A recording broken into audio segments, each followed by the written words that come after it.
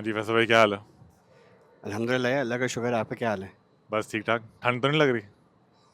ठंड आ गई है भाई, अब क्या कर सकते हैं। कनाडा है, ठंड तो आनी है। यप, अक्टूबर आ गया, अब तो ठंड ही ठंड है। खैर मैंने कहा कि हमारे किंग बॉब्जी को उन्होंने ये ड्रॉप किया है कि रेस्ट कराया है? भाई, किंग को आपने नीचे उतार दिया, ईगल की परवाज़ आपने काट दी, हवा में पर उड़ा दिए, शादी भी कर बैठ गए। इंटरेस्टिंग सिनेरियो डेवलप हो गया एकदम से।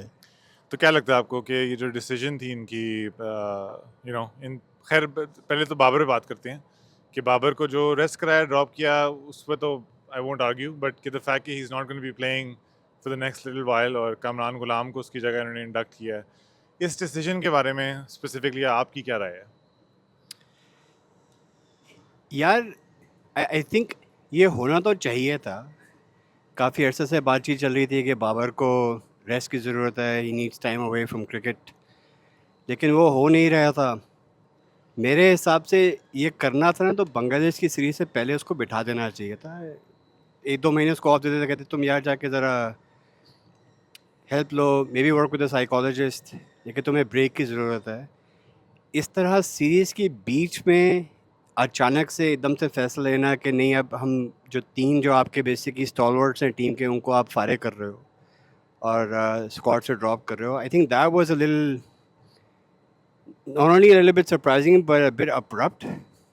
नी जर्क टाइप रिएक्शन था कि स्कोर नहीं बन रहा तो इसको साइड पे कर दो, वो विकेट नहीं दे रहे उनको साइड पे कर दो। बिठाना तो चाहिए था। आई जस्ट फील है कि इस तरह बिठाना थोड़ी सी गलती थी। और मेरे ख्याल से ये भी हुआ है कि ये बड़ा गलत एक तो पूरे दुनिया को बड़ा एक अनप्रोफेशनल मैसेज जाता है कि पाकिस्तान की जो मैनेजमेंट है वो ये एसेंशली पैनिक बटन हमेशा दबाते हैं और कोई प्रोफेशनलिज्म नहीं है कि मतलब आपने वही आपकी मैं बात से एग्री करता हूँ कि बिठाना ही था तो आप पहले बिठाते बजाय कि आपने उसको प्रोलॉन्ग करके और उसके फेलियर के बाद आपने उसको बिठाया कि उसको अब पूरी दुनिया को ये लग रहा है कि जी कि ये बेसिकली इसको ड्रॉ भी किया, हालांकि टेक्निकली तो उसका रेस्ट बनता था। या कुछ हद तक तो इवन जो सोशल मीडिया और मीडिया को भी जनरली अगर आप देखो तो प्रेशर माउंट होता जा रहा था। तो I feel like in part जो एक्सटर्नल प्रेशर है उसकी वजह से एक फ़ैसला लिया गया। आपने सीरीज़ के दौरान एकदम से सिलेक्शन कमेटी बदली, वो लोग हमारे यहाँ तो सबसे बड़ा मसला ये है ना कि हर सीरीज़ से पहले सिलेक्शन कमेटी चेंज हो जाती है। मतलब और कोई ना जाए, सिलेक्शन कमेटी बदली तो उसकी वजह से टीम बदल जाएगी। तो आई थिंक उसको ये करना चाहिए था कि या तो सीरीज़ से पहले उसको बिठा देते, एक मैच खिला के, और फिर कहना कि नहीं अब हम इसको बिठा रहे हैं। हालाँकि जेसन गिलेस्पी की जो सीरीज़ से पहले जो प्रेस कॉन्फ्रेंस थी उसमें वो कहते हैं कंटिन्यूटी चाहिए, टैलेंट हमारे पास है, बस इनके साथ भरोसा रखो, टाइम चाहिए, टाइम मिलेगा, राहुल के रन्स आएँगे, शाइन को विकेटें मिलेंगी। और फिर एकदम से आपने कहा कि नहीं यार, पहले मैच के बाद हमने देख लिया कोई फ़ायदा नहीं है और इनको ड्रॉप कर दो। और जो है, I just feel like it was, मुझे लगता है कि नी जर्क रिएक्शन था क्योंकि बाहर से प्रेशर पड़ रहा था। और मुझे भी लगता है कि ये जब आपने बात की कि इवन कैप्टन को मैंने सुना है कि अपेरेंटली शान मसूद को भी ये बात एक तो पसंद नहीं आई थी कि इस तरह प्लेयर्स को बिठा रहे हैं और दूसरा आई डोंट थिंक कि इन्होंने कोच को भी ये लिया होगा in confidence because coaches as you said कि वो तो कह रहे थे कि कंटिन्यूटी होनी चाहिए और लेट देम प्ले। और मुझे इसमें लगता है कि Babar being out of form wasn't the problem, ये प्लेयर्स बिठा के आपने कोई टीम, ये नहीं कि कल अब टीम जीतना शुरू हो जाएगी। The problems are already pretty एक आपके क्या वर्ड होता है उसके लिए कि सेल्फ नहीं, नजर वेल सेल्फ। एस्टैब्लिश्ड प्रॉब्लम्स हैं, हमें सबको नज़र आ रहा है कि यार, कि मसले कहाँ पे हैं, और ये मसले कोई नए तो नहीं है। लेकिन बाबर को बिठा के ये समझना कि हाँ यार चलो, यू नो व्हाट, रेस्ट दो, नए लोगों को ट्राई करो, make a decision before the series के बीच में एकदम से बदलना, I just feel like unprofessional है और थोड़ा-सा। कोई फर्क भी नहीं पड़ता ना, क्योंकि हमने नोटिस किया है कि जैसा जो रूट के भी बीच में एक पीरियड आया था जब उसके बड़े फेलियर्स थे, वो खिलाते रहे उसको। विराट कोहली बड़ी फेमस एग्जांपल है कि मसले आते रहे। केन विलियमसन के भी बड़े इश्यूज थे। तो सारे जो ये बड़े प्लेयर्स हैं उनके साथ ये रहे हैं, लेकिन हमने नोटिस किया कि जो मैनेजमेंट है उसने बैक किया उनको। लेकिन एक जो हमारे केस में आई थिंक एक स्पेशल इशू आता है, वो ये आता है कि बाबर ही सिर्फ एक था जो कि परफॉर्म कर रहा था, सिवाय रिजवान ने भी आगे पीछे, बट उसका बाबर वाली जो रेपुटेशन वो नहीं थी। तो जब फिर बाबर नहीं परफॉर्म करता तो बाकी प्लेयर्स ऐसे हैं ही नहीं कि वो टीम को कैरी कर सकें, तो सारा जो फिर मलबा होता है वो आके हमारे किंग पे ही गिरता है।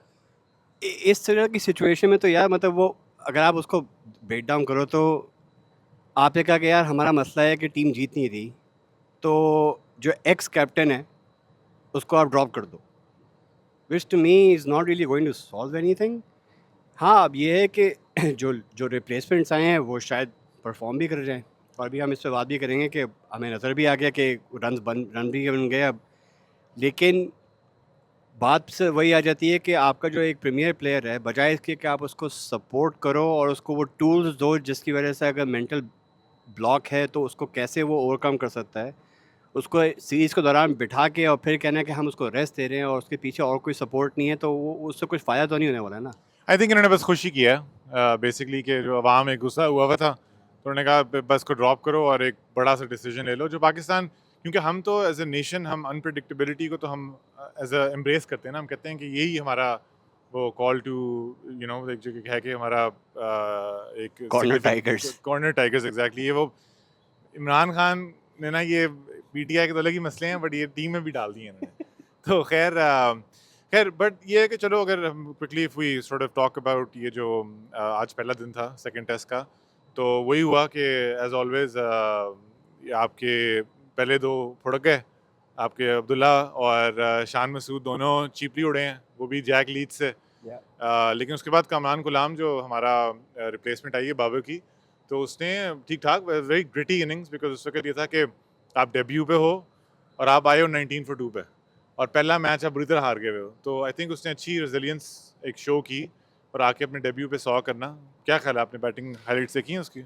यार मैं तो पहले तो मैं ये कहना चाहूँगा कि चैंपियंस कप के बाद मैं कह रहा था कि I don't think Kamran Ghulam is ready, but he has proven everybody wrong including me.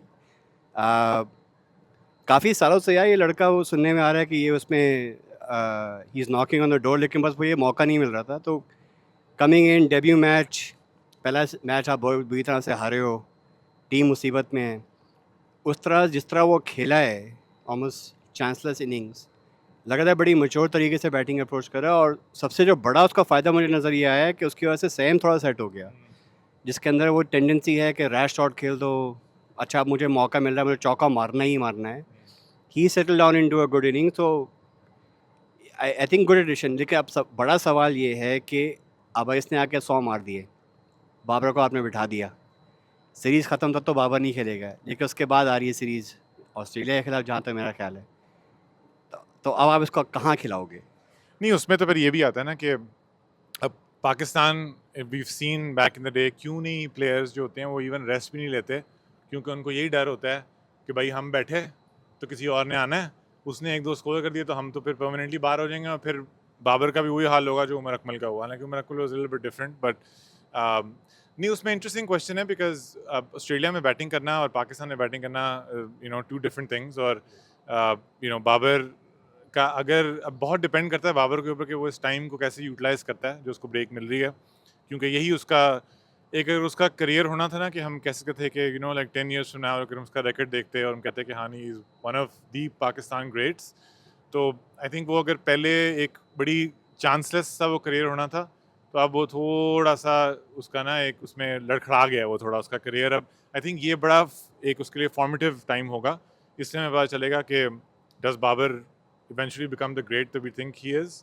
या फिर he'll be lost in the oblivion of Pakistan cricket. हाँ, आई गेस अगर आप एग्जांपल्स देखो उसके इर्द-गिर्द जो है, बेन स्टोक्स टुक सम टाइम, ही केम बैक स्ट्रॉन्गर। स्टीवंस में तो डेविड वार्नर के बहुत बड़े इश्यूज आए थे, probably one of the few players जो अपने क्राउड के सामने अपने ही क्राउड को बू कर रहा था, तो वो वहाँ से देव डन वेल। विराट बहुत अरसे से उसका एक फॉर्म वो पीक नहीं चल रही जो लोग एक्सपेक्ट कर रहे हैं उससे, बट हंगर तो अभी तक है। तो अब ये डिपेंड करता है कि बाबर करता क्या है। अगर if he comes back and is not scoring runs, तो फिर वो आपकी बात सही है कि भूल जाया जाएगा। लेकिन उसमें ये भी तो है ना कि जिन प्लेयर्स का आपने एग्जांपल दिया उनकी मैनेजमेंट जो है उन्होंने हमेशा उनको बैक किया, तो पाकिस्तान की मैनेजमेंट तो लगता है कि अपने आप को बैक कर रही होती है, बाकी प्लेयर आई जाए उनको फ़र्क नहीं पड़ता। या वही मुझे सबसे बड़ा जो शिकायत है अभी इससे, जिस तो मतलब आपने उसको बिठा तो दिया, लेकिन अब आप उसको क्या सपोर्ट के तौर पे दे रहे हो जिससे वो वापस जब आए तो वो बेहतर हो। अगर तो आप उसको टूल्स दे रहे हो, स्पोर्ट्स साइकोलॉजिस्ट आपकी टीम के साथ है, अगर कोई मेंटल इशू है या मेंटल ब्लॉक है जो जिससे वो किसी से बातचीत करके वो एक आगे बढ़ सके, तो फिर तो मुझे समझ में आती है। लेकिन आप उसको अगर ये कह रहे हो कि भाई तू घर जाके बैठ जा और बिरयानी और पकौड़े खा, और फिर सीरीज़ ख़त्म होने तो उसके हम बाद में देखेंगे कि क्या होता है, that's not really helping anybody. हाँ, आई थिंक ये तो पता चलेगा unfortunately, as is with Pakistan cricket and with Pakistan in general, ये चीज़ें बिकॉज इस तरह की कोई भी सेट पैटर्न तो हमारा है नहीं ना, कंसिस्टेंसी है। तो अब ये तो आई थिंक अगले सॉर्ट ऑफ ये खुद ही हमें जब ऑस्ट्रेलिया की सीरीज़ आएगी तो उससे ही थोड़ा सा क्लियर होगा कि बाबर का क्या हालात हैं। या लेकिन अभी जो अभी जो मैच चल रहा है, अभी दूसरा मैच इंग्लैंड के खिलाफ, पहला दिन तो ख़त्म हो गया हमारे सामने, करमान की सेंचुरी सबको नज़र आ रही है, पर जनरली लाइक पहले दिन के बारे में क्या रिव्यू है ओवरऑल तुम्हारा? मुझे तो लग रहा है कि 259 ऑन, मतलब क्योंकि ये सीरियसली टर्निंग ट्रैक तो अभी तक नहीं लग रहा। और जो मुझे जो नज़र आया है, मैंने थोड़े बहुत हाइलाइट्स देखी हैं और जो मैंने पढ़ा है कि बहुत ड्राई ट्रैक है, विच मीन्स के reverse swing is going to come into question. और हमारा जो एक फुड़का है वो जो बीच में इनकी जो आई थिंक साइम आउट हुआ है, वो रिवर्स से ही उन्होंने जो अजीब सी फील्डिंग रखे ना, थोड़ी क्रिएटिव फील्डिंग जो बेन स्टोक्स हमेशा करता है। तो मुझे ये डर है कि हमारे एक तो जो ये स्पिनर हैं, ये मुझे नहीं पता इनकी फॉर्म कैसी है और कितनी है, क्योंकि ये आउट क्लास स्पिनर नहीं है, तो इनको काफ़ी ज़्यादा असिस्टेंस चाहिए होगी। तो आई थिंक ये इन प्ले आएंगे मे बी सेकेंड इनिंग्स में।